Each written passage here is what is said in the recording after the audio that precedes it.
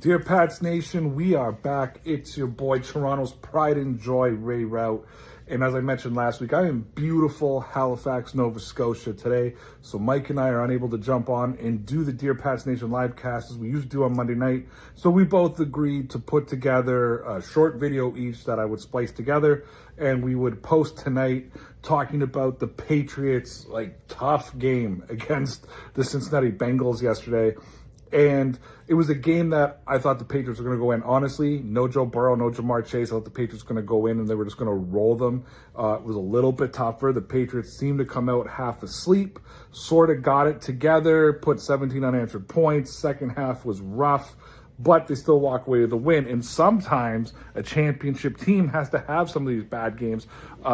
Brady and the Patriots of old used to have these games all the time. We just don't remember them because we like to remember all the good times.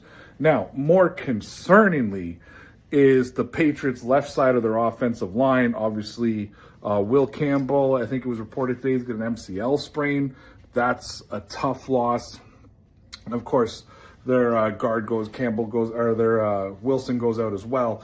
And what we're seeing here now is the Patriots' injuries are just stacking up. And that's concerning at this point of the season. Now, the good news is I did read today that they believe Campbell could go on I think it's the IR list, is that what they call it?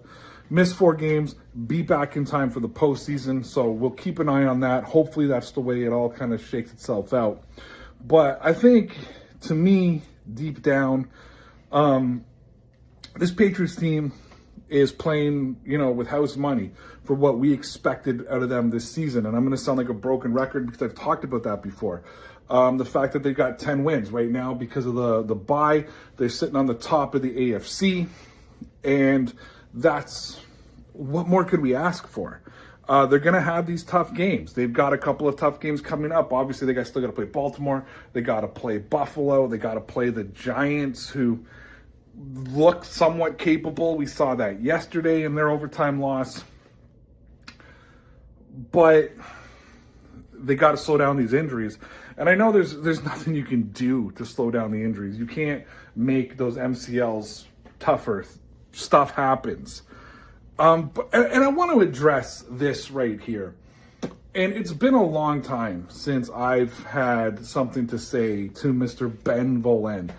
But this is just the most ridiculous, idiotic take I've ever seen. The Patriots just came off a tough win on the road in a game they thought wasn't going to be tough at all. They've had 2 of their players go down injured. Injuries are stacking up, and he's just dropping ridiculous BS like this. And it's just further proof to me about the lunacy and the stupidity of the media that covers the New England Patriots on a day-to-day, week-to-week, month-by-month basis. How about we just be happy that the Patriots have won 10 games, understand that there's some internal things that they're going through because of things that are happening. No BS on the field of whatever. You guys know what I'm saying. Anywho, Patriots win. Let's be excited about it, and let's hope that these injuries finally stop. That's it for me. That was my quick take. Let's throw it over to Boston's angry nerd, Mr. Producer Mike. Hey guys, short and sweet from me today. Ray did a good job, so I'm just going to add my 2 cents real quick. Tough one. Tough one for the Pats. They still won. Not all wins are created equal and not all wins are clean. That's for sure. The most concerning thing coming out of this game is obviously the injuries, right? Now you have stacking injuries, like Ray mentioned, to Will Campbell, Jared Wilson, and Milton Williams.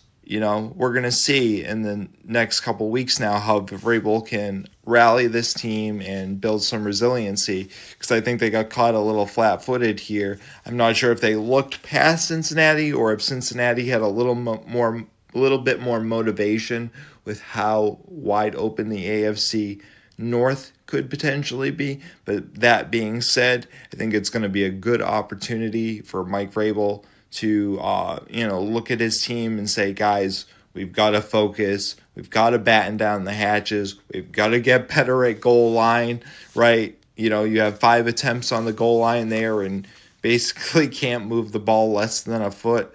So, we'll see.